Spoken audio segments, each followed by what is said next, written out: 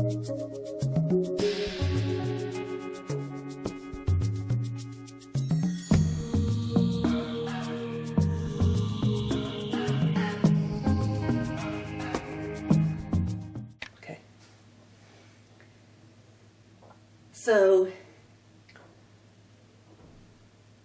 when Edwin got there to Faith Tabernacle, there was, for a while things were better. Pretty soon, people knew they couldn't leave. Where were they going to go in Junction City to church? There were several other Oneness churches in town, but we were told that they were trash cans. They didn't have the same standards. They didn't have the exact same background or doctrine, but they were Oneness churches. It wasn't good enough for Edwin. It needed to be a good apostolic church, in Edwin's words, to be worth going to. We were told, if you can't be saved at Faith Tabernacle, where can you be saved at? There was a youth group meeting where me and somebody else were asked to speak about the differences between large churches and small churches and how much better it was, or whether it was better. It was asked whether it was better if there was a large youth group or a small youth group, which was easier to live for God in. I didn't realize until after I had spoken that night that the question really was not supposed to be if one was better than the other or which might be better than the other, but why Faith Tabernacle was the best. I don't know why it didn't occur to me, but I answered truthfully. It doesn't matter where you go to church. That doesn't matter whether it's easy to live for God or not. Whether it's easy to live for God or not is dependent on the person's heart, not their church.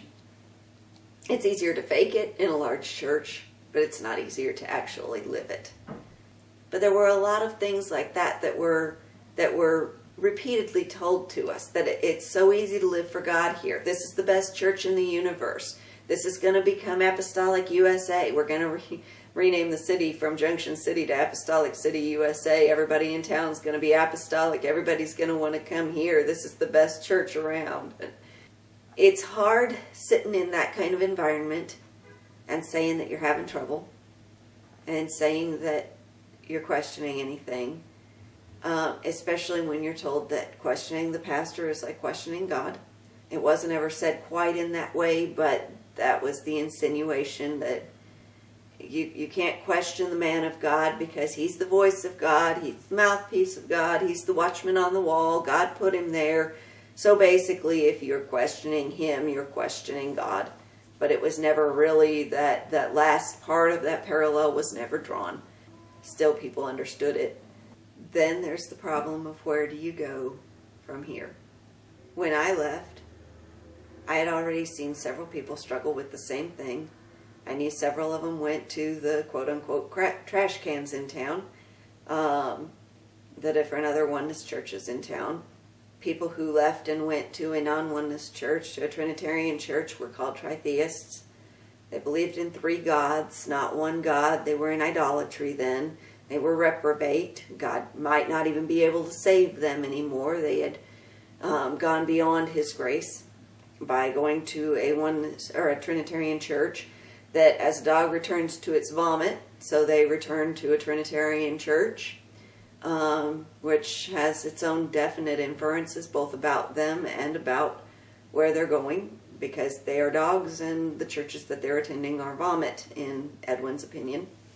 Or that the doctrines that those churches teach is vomit, one or the other.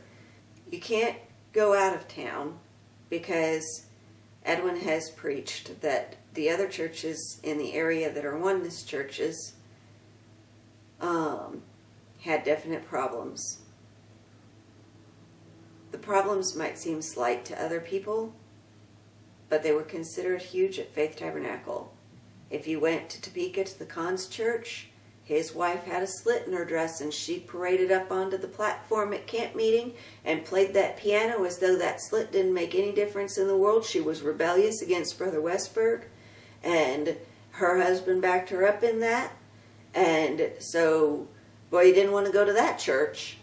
Salina never was anything really talked about. as how bad it was, just that it really wasn't a place that anybody could go. Council Grove was never really talked about. Either way, when I went to leave, I knew that there were a couple of families who had gone from Faith Tabernacle to Salina to church, and a couple of families from Salina that had come to Junction City to church. I knew that the Pentecostal grapevine would be wide open there. I didn't want the rumors. I didn't want to deal with being called a lesbian and having the new church think that I was a lesbian because my former pastor called me one. I didn't want to deal with how do you prove that you're not a lesbian when you're not married? It's not something that you can just, not in church. You can't prove that. The only way that you can prove that is by doing something else that the church teaches against. So that doesn't really work at all. So I didn't want to go someplace where the Pentecostal grapevine would be wide open. So I couldn't go there. There had been a couple of other churches started in the area by people out of Faith Tabernacle. They didn't want trouble between themselves and Brother Young, so they wouldn't accept members. So the story went, at least from the other churches, I know at least one had said that they didn't want trouble. I know somebody else asked another one and they had said the same thing. I didn't want to cause trouble. That wasn't my intent. I wanted to get away from trouble. So I decided that the churches in the area that were pastored by other men out of Faith Tabernacle were not the way for me to go. I went to one of the other churches that was within an hour and found out that there was a Pentecostal grapevine wide open there too, that one of the ladies knew several people in Faith Tabernacle, and if I wouldn't tell her all the trash on Faith Tabernacle that I knew, that she would go and find out from them what trash they could tell on me. I know so-and-so and so-and-so and so-and-so and so-and-so, and if you won't tell me, they'll tell me. So I didn't want to do that. What about going into when you went there and what you told the pastor and what led to? When I went to this church, I went to Council Grove. I called the pastor ahead of time. I asked, please, not to tell everybody where I was from. Just give me a chance to be who I am. Not to build on the rumors and the lies. We were always told in Faith Tabernacle that if we left, that our problems would follow us because we were the problems. And that's why that we would have problems wherever we went. Problem is that when I left, when I got kicked out of the other church and I had come to Junction City, the man from that church found out where I was coming to church at, and he sent an evangelist, or there was an evangelist that came that was a good friend of his. I don't know exactly what that evangelist said, but that evangelist said something about not being able to trust me, that he felt in the spirit that I was a bad person, that there was something wrong with me. I've heard various degrees of how much he went into about what he thought was wrong with me, but the problem is he cast doubt on me. Of course there were going to be problems from that. It wasn't that I had done something wrong.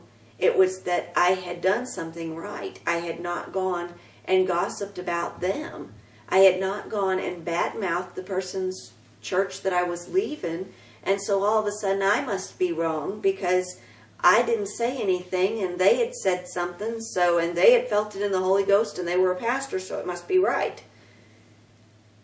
It's a twisted, convoluted way of thinking, but it's the way that it works there. I had asked this pastor please not to introduce where I was from or anything, not to announce anything, just to let me come. I got there, and the first person to greet me at the door said, "Oh, you must be so-and-so from Junction City." And started asking me questions about what was wrong there, and told me that there were problems that she had seen there. And I said, I don't want to get involved with it. I don't want to, I'm not here for that. I just want to come to church. Well, if you don't tell me, I'll ask so-and-so and so-and-so and so-and-so and so-and-so, and they'll tell me. I felt like the pastor had betrayed me. I knew that it wasn't a place that I could go then because somebody was going to run their mouth about me. I wasn't going to get away from anything by going there. Nothing was going to change. I was going to deal with the same stuff all over again, the same gossip, the same lies, the same backbiting. And because I had already made Faith Tabernacle mad and leaving, and because I knew Edwin's way of handling people who had left, I knew it would only get worse if I stayed.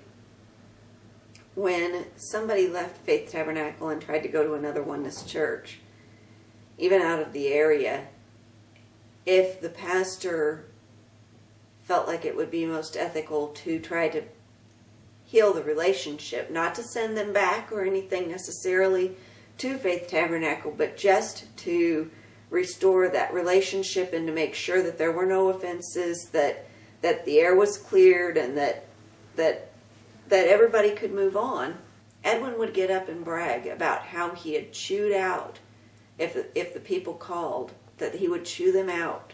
And he would tell them off about how that they needed to get back up here and get back in Faith Tabernacle. If they really wanted to live for God, they needed to get back up here. That he wasn't going to take phone calls from people who were going to go to some other church.